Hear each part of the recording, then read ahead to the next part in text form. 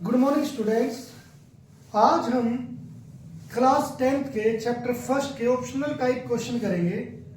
बच्चों, हम इसमें topic wise optional type question देखेंगे और उम्मीद है कि उससे बाहर कोई भी क्वेश्चन नहीं पूछा जाएगा।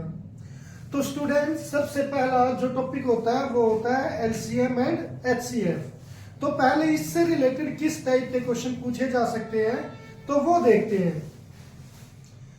सबसे पहले स्टूडेंट्स, यहां पर ये क्वेश्चन है कि 25 और 45 का एलसीएम और एचसीएफ क्रमशः होगा। सिंपल सा क्वेश्चन है और इसे हम किस तरीके से कर सकते हैं कि 25 है जो उसके अभाज्य गुणनखंड करेंगे 5 5 जा 5 1 जा, और ऐसे ही 45 के करेंगे बच्चों। तो यहां पर 5 9 जा 3 3 जा और 3 1 जा।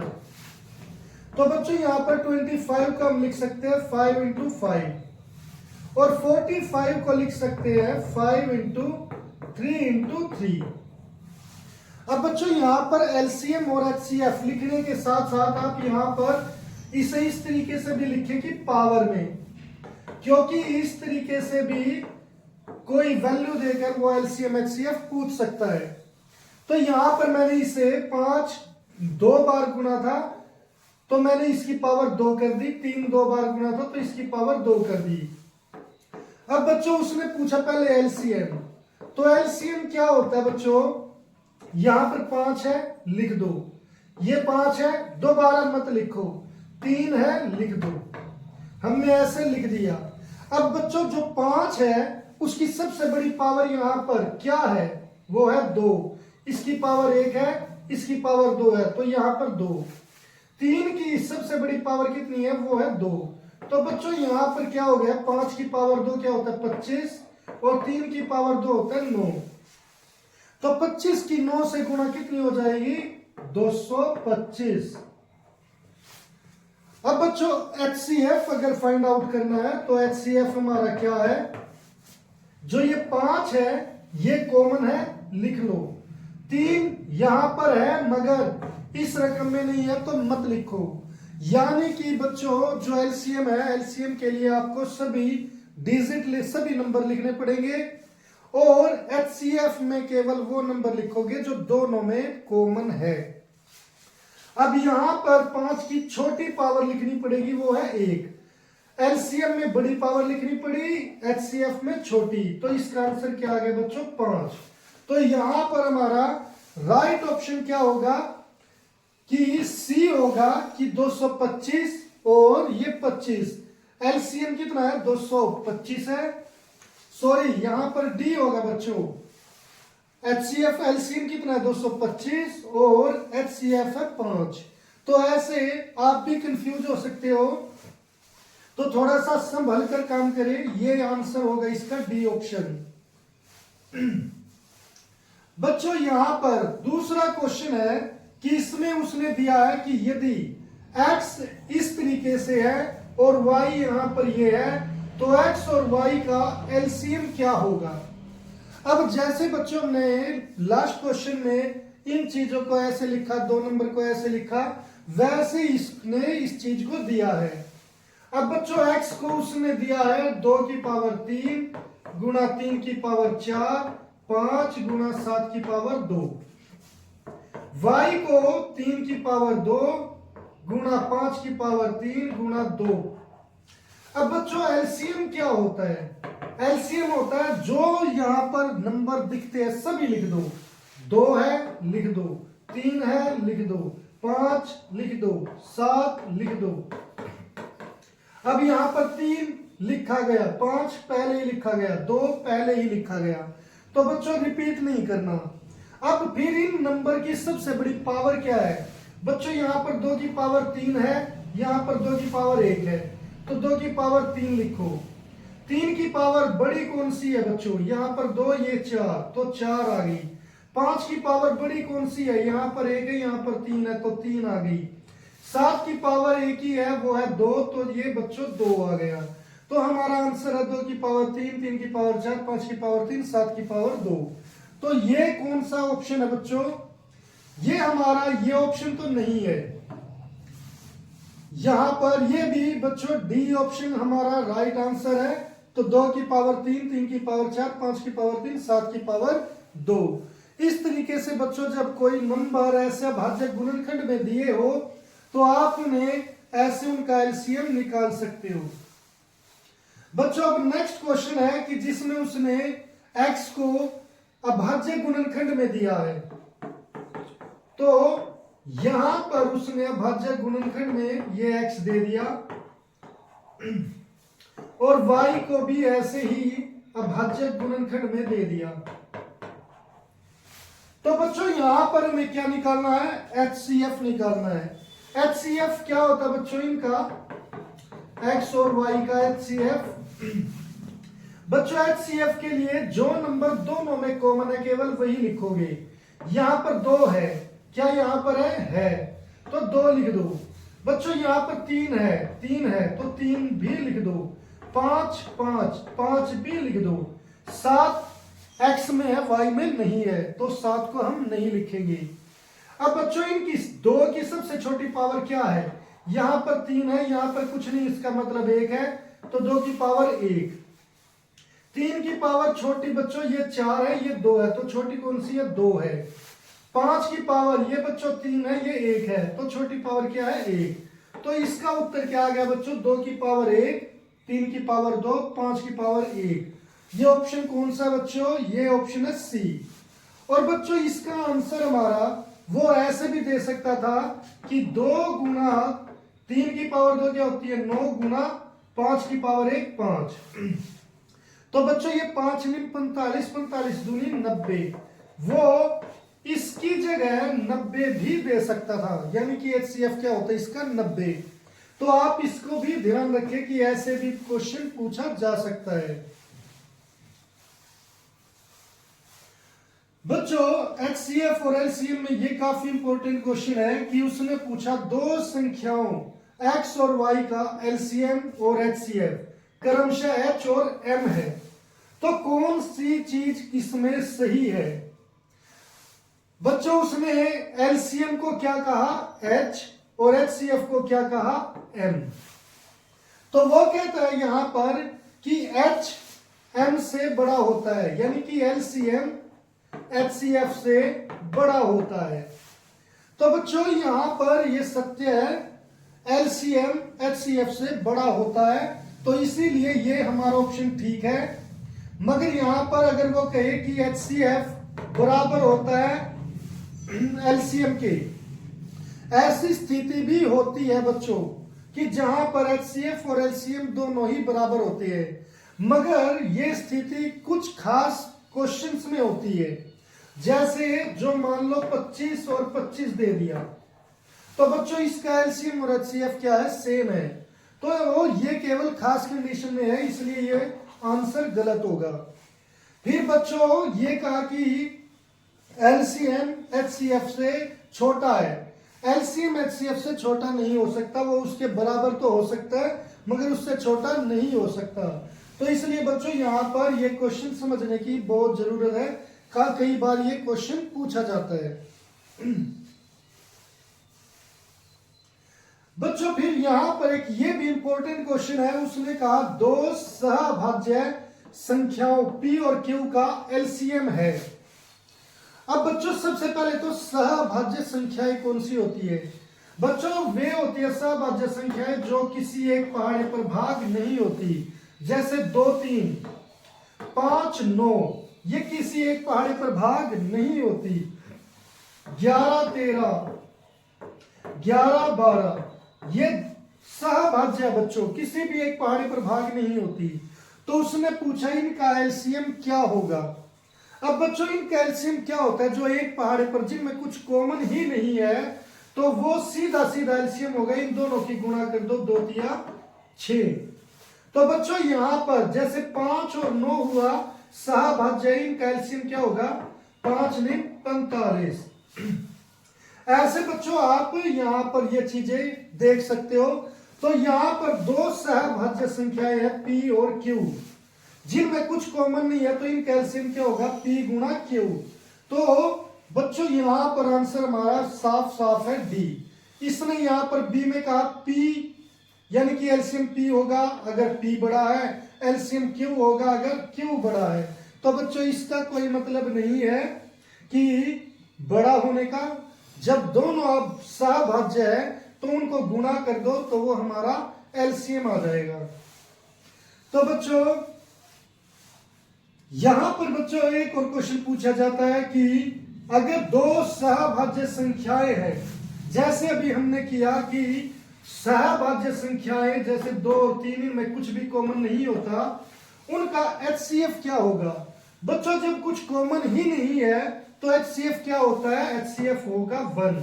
ये केवल 1 से भाग होंगे।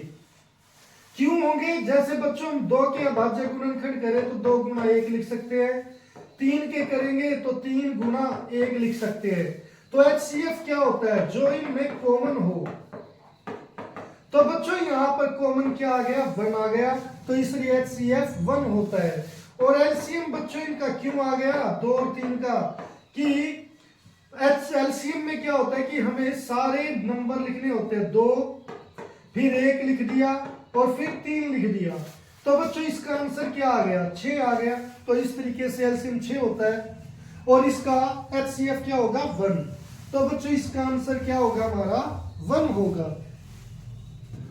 अब बच्चों यहां पर फर्स्ट चैप्टर का ये सेकंड फार्मूला है जिसमें कहा गया है कि दो संख्याओं का गुणनफल बराबर होता है एलसीएम गुणा एचसीएफ। उससे रिलेटेड क्वेश्चन कैसे कैसे पूछे जा सकते हैं।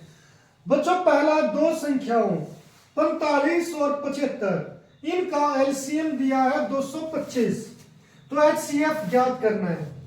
तो बच्चों यहां पर जैसे लिखा है दो संख्याओं का गुणनफल, तो संख्या कौन कौन सी है, 45 गुणा 75 और बराबर क्या दिया है एलसीएम। एलसीएम बच्चों दिया है 225 और क्या निकालना है एचसीएफ। तो बच्चों ऐसे अगर जो एचसीएफ निकालना है तो जो इसके साइड में गुणा में है वो यहां पर आकर किस में हो जाएगा, भाग में हो जाएगा बच्चों। 225 बराबर एचसीएफ। अब बच्चों यहां पर ये चीज हमें डिवाइड करनी है। ये 25 के पहाड़े पर 25 तिया 75, 25 निम्मा 225 होता है बच्चों। फिर 9 एकम 9, 9 पंजे 45 होता है। यहां पर ओ सॉरी ये हमारा यहां पर 45 था, तो 9 पंजे 45 होता है बच्चों। तो अब इसका जो आंसर आया तो 5 तिया 15, तो एचसीएफ कितना आ गया बच्चों 15 आ गया, ये एचसीएफ। तो इस तरीके से एचसीएफ इसका ऑप्शन क्या होगा, डी होगा। बच्चों अगर आपको ये फार्मूला याद ना आए तो आप इस तरीके से जैसे हम पहले भी कर रहे हैं कि अभाज्य गुणनखंड से इसका एचसीएफ निकाल सकते हो। 45 और 75 के अभाज्य गुणनखंड कर दो, 5 निम 45, 3 तिया 9, 3 एकम 3। और बच्चों यहां पर 5 दूनी 5 एकम 5,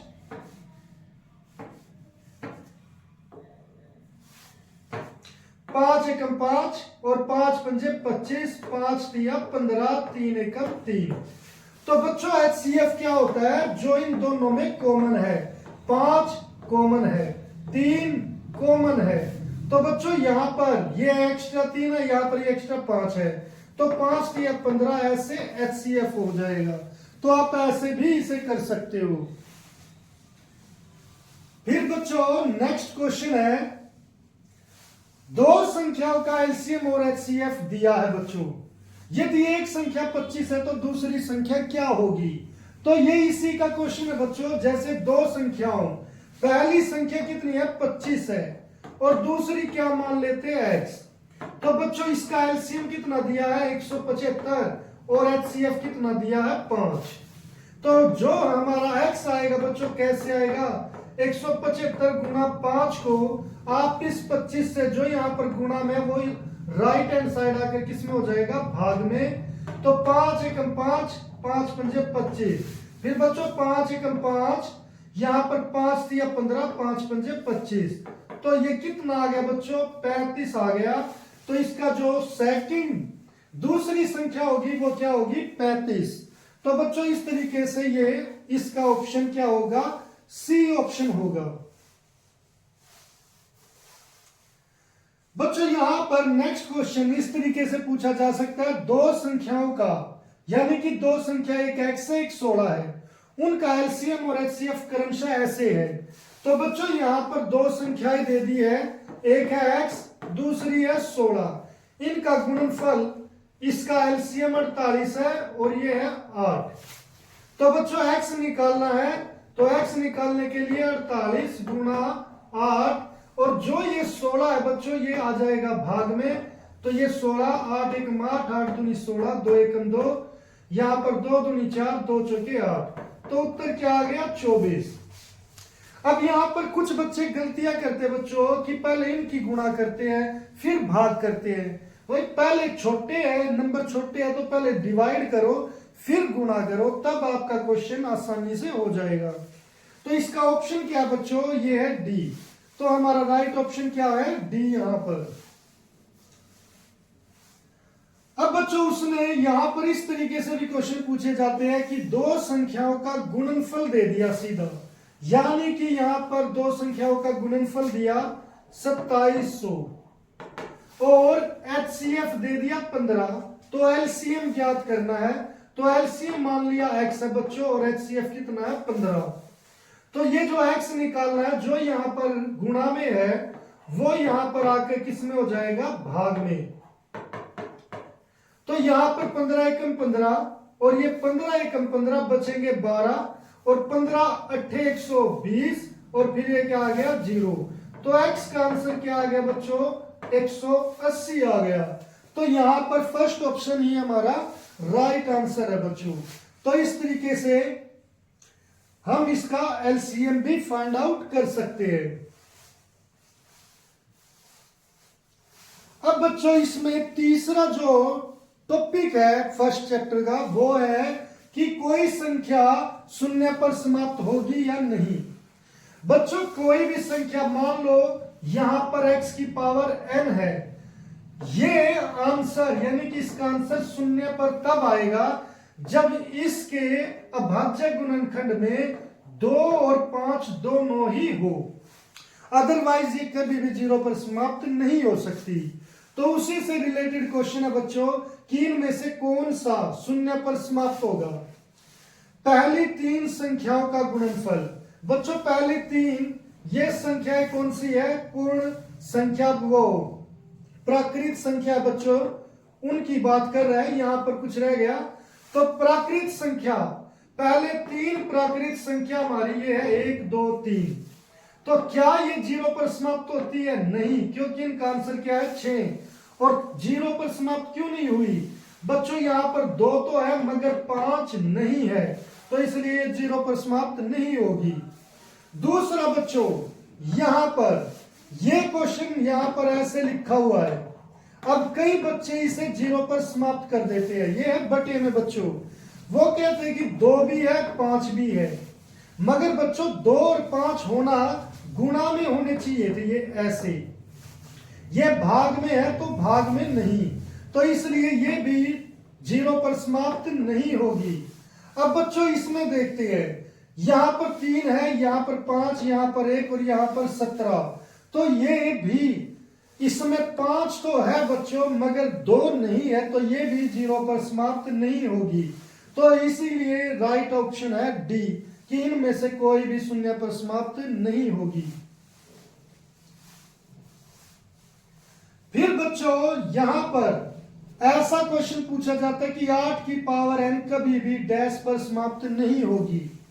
बच्चों 8 की पावर n, इसका मतलब है n को बदलते रहो, 8 की पावर 1 8 हो गया, 8 की पावर एक बार 2 करके देखो 64 होता है, 8 64।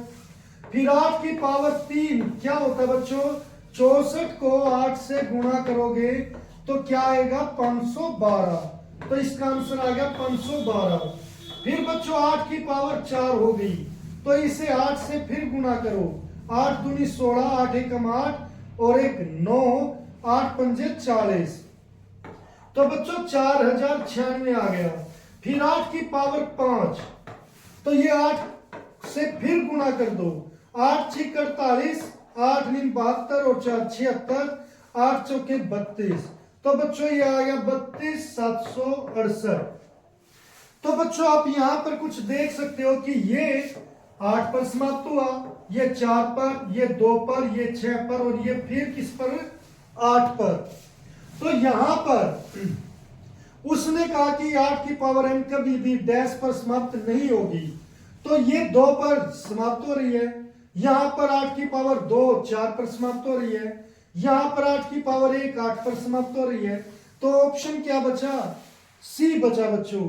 मगर यहां पर ये क्वेश्चन दूसरे तरीके से भी किया जा सकता है बच्चों कि 8 की पावर n, हम इसके अगर अभाज्य गुणनखंड करें तो अभाज्य गुणनखंड में क्या आएगा, 8 किसके बराबर, 2 की पावर 3 के।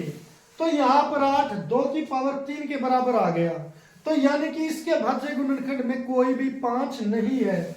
2 तो है मगर यहां पर गुणा में 5 नहीं है। तो इसलिए बच्चों जिन संख्याओं के अभाज्य गुणनखंड में 2 और 5 दोनों ही नहीं होते, यानी कि दोनों होने चाहिए, तो वो कभी भी 0 पर समाप्त नहीं हो सकती। तो बच्चों इसीलिए यहां पर ये 0 पर समाप्त नहीं होगी। ऐसे ही बच्चों अगर 6 की पावर n है तो 6 क्या होता है, 2 गुणा 3 होता है, तो इसकी पावर n, इसमें के अभाज्य गुणनखंड में 2 तो है 5 नहीं है, तो ये भी 0 पर समाप्त नहीं होगी। बच्चों फिर चौथा पार्ट है प्रीमेय संख्याओं से, जो इसका लास्ट पार्ट है। बच्चों प्रीमेय संख्याएं क्या होती है, देखिए आपने इस चैप्टर में किया 2 √2, √3, √5, ये सभी अप्रीमेय संख्याएं हैं। तो इनसे ही रिलेटेड हम ये सोचते हैं कि केवल यही अप्रीमेय संख्याएं हैं, ऐसा नहीं है बच्चों। क्या है कि प्रीमेय संख्या जैसे हम गिनती लिखते हैं 7 8 9 10 11 12 13 14 15 16 17 18 19 20 21 22 23 24 25, यहां तक मैं गिनती लिखता हूं बच्चों। और अगर इनके ऊपर रूट कर दूं सभी के ऊपर,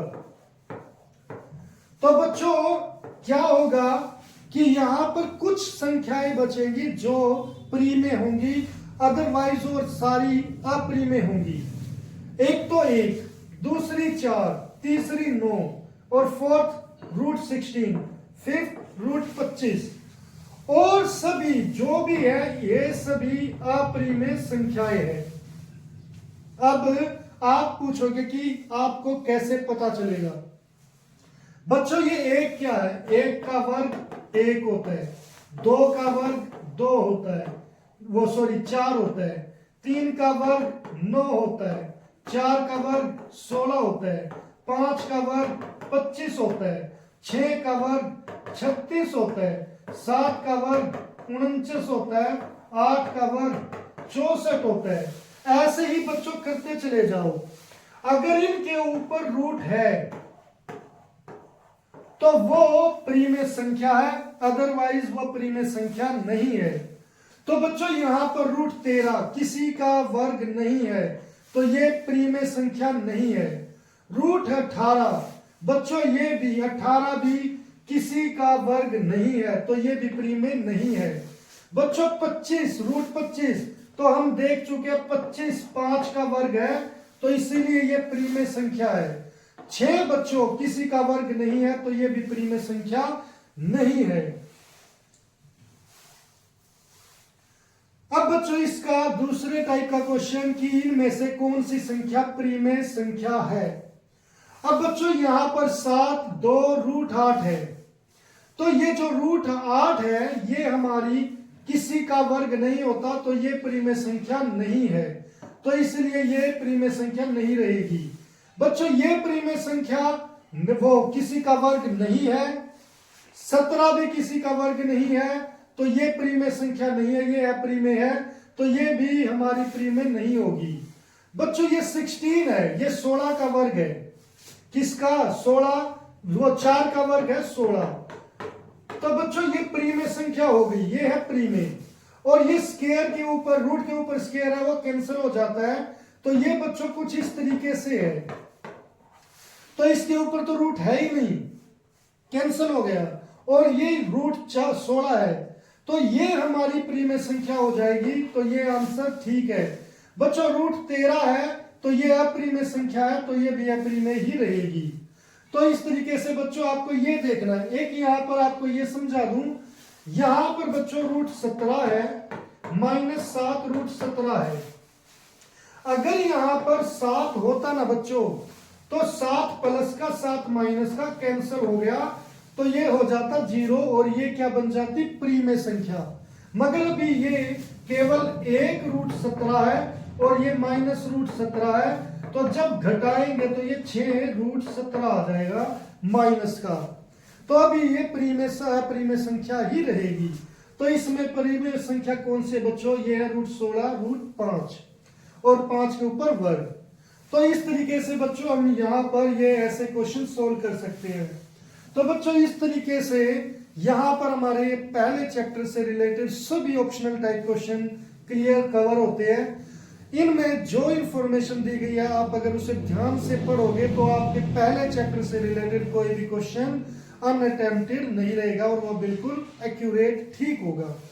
तो उम्मीद आपको ये लेक्चर पसंद आया, और अगर आपको ये लेक्चर ठीक लगा तो बच्चों कमेंट में जरूर लिखें कि ये ऐसे ही हमें ऑप्शनल टाइप बनाने चाहिए या नहीं, ताकि मैं, अगर आप ये कहते हो कि ऐसे ही ऑप्शनल टाइप करूं, तो फिर मैं ऐसे हर एक चैप्टर के ऑप्शनल टाइप बनाकर भेज दूंगा।